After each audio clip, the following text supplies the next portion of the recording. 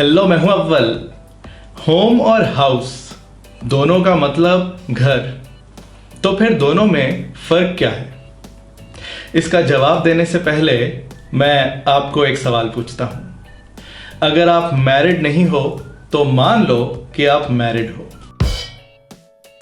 अब मेरा सवाल यह है कि आपकी वाइफ एक वाइफ है या एक लड़की है? जवाब यह है कि वो एक वाइफ भी है और एक लड़की भी है। बनावट से वो एक लड़की है, लेकिन रिश्ते से वो आपकी वाइफ है। आप अपनी वाइफ को किसी से इंट्रोड्यूस करवाते हो तो आप इस तरह से कहते हो कि ये मेरी वाइफ है सना। आप ये नहीं कहते कि ये एक लड़की है सना। आप रिश्ते से इंट्रोड्यूस करवाते हो, बनावट से नहीं। शादीशुदा लोग ज्यादा खुश ना हो, सना सिर्फ एग्जाम्पल है। आपकी बीवी अभी भी वही है जो पहले थी। कई जगह पे आप अपनी वाइफ का आपसे रिश्ता नहीं, उसकी बनावट ही बताते हो। जैसे कि अगर आप अपनी वाइफ को डॉक्टर पे लेके जाओ, डॉक्टर अपनी पर्ची पे आपकी वाइफ की बनावट लिखेगा कि वो फीमेल है, ये नहीं लिखेगा कि वो आपकी वाइफ है। और कुछ जगह पे आप दोनों में से कुछ भी बोल सकते हो। जैसे कि अगर आप अपनी वाइफ के लिए परफ्यूम लेने जाओ तो आप सेल्समैन को बोल सकते हो कि मुझे अपनी वाइफ के लिए परफ्यूम चाहिए, और आप उसे ये भी बोल सकते हो कि मुझे एक लेडीज परफ्यूम चाहिए। मुद्दे पे वापस आते हैं और अब ध्यान से सुनना।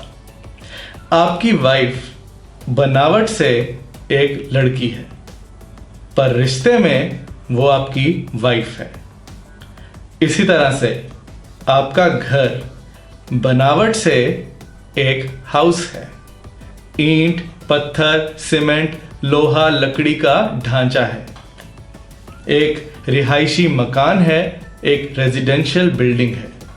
पर रिश्ते में वो आपका होम है, आपका आशियाना है, आपका निवास है। आप वहां रहते हो, उसके साथ आपका इमोशनल कनेक्शन है। होम के बारे में सोच के आपके मन में एक रूम के अंदर का सीन आना चाहिए, जिसमें बेड है, बेडशीट है, पिलोज हैं, स्टडी टेबल है, ये सब। और घर का एक माहौल है जिसमें बड़े बुजुर्ग हैं, भाई बहन हैं, बच्चे हैं।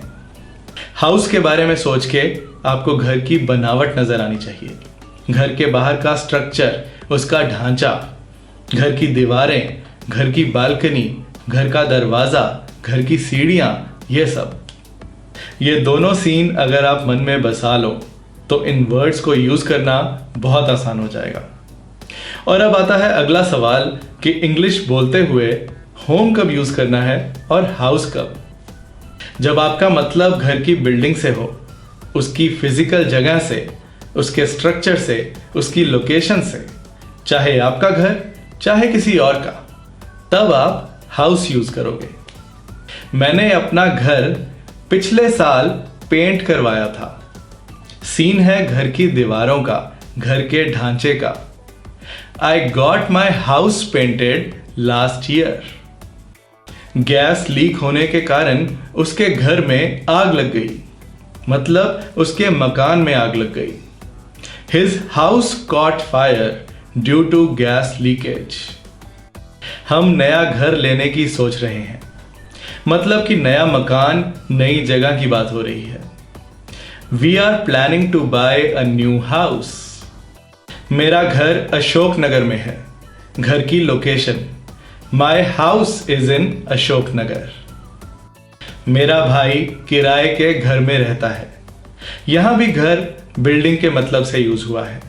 माई brother lives in a rented house. मैं अपने दोस्त के घर पे हूं। यहां भी आप अपनी लोकेशन बता रहे हो। I am at my friends house. और जहां आपका मतलब घर की बिल्डिंग से नहीं, उसके ढांचे से नहीं, उसकी लोकेशन से नहीं, बल्कि रहने की एक जगह के लिए हो, एक रिहाइश के लिए हो, वहां आप घर के लिए होम वर्ड यूज करोगे।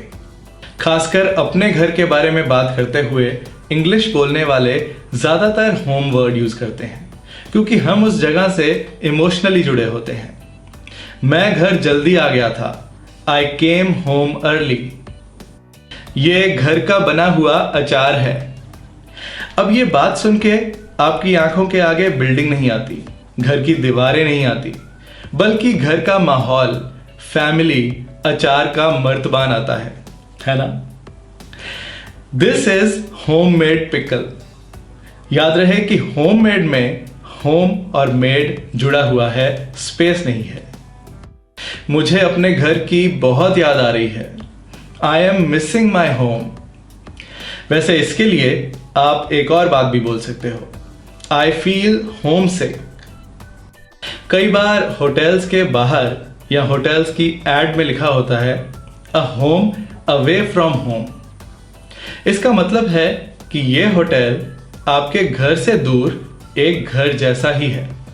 जितना कंफर्टेबल आप अपने घर में महसूस करते हो, यहां भी उतना ही करोगे। एक एग्जाम्पल और देता हूं जिससे आपको एक चीज और समझ में आएगी। जानवर जंगल में रहते हैं, जंगल उनका घर है, जंगल उनका होम है। हाउस नहीं है क्योंकि जंगल कोई बिल्डिंग नहीं है। सो हाउस के बिना भी होम हो सकता है। जहां आप रहते हो, जहां आप बसते हो, वो आपका होम है। अब आपको दोनों वर्ड्स का बेसिक डिफरेंस समझ में आ गया। अब जैसे जैसे आप इंग्लिश पढ़ते और सुनते जाओगे, आपके आगे और भी एग्जाम्पल्स आती जाएंगी। कुछ जगह पे सिर्फ होम यूज होता है, कुछ जगह पे सिर्फ हाउस, और कुछ जगह पे आप दोनों होम और हाउस को यूज होता देखोगे। जैसे कि आग ने कई घर तबाह कर दिए। The fire destroyed many homes. अब यहां पे हाउसेज आ सकता था, लेकिन बाद में होम्स यूज करके एक इमोशनल एंगल आ गया कि लोगों के बसे बसाए घर उजड़ गए, लोग बेघर हो गए, होमलेस हो गए। वैसे अभी तक दुनिया के किसी कानून में नहीं लिखा कि अगर आप हाउस बोलते वक्त होम बोल दो और होम बोलते वक्त हाउस बोल दो तो सजा मिलेगी। जोक था। वैसे सोचना इस बात को कि आप ट्रैफिक रूल तोड़ते वक्त डरते नहीं हो और इंग्लिश बोलते वक्त आपकी धड़कनें तेज हो जाती हैं, जबकि उल्टा होना चाहिए। मैं मिलूंगा कुछ और इंटरेस्टिंग इंग्लिश लेसन्स के साथ अपनी नेक्स्ट वीडियो में। हेलो सना। अरे हाँ, अरे नहीं, हाँ मुझे पता है तुम्हारी अभी शादी नहीं हुई, वो सिर्फ एग्जाम्पल थी। अरे मेरी बात तो सुनो ना।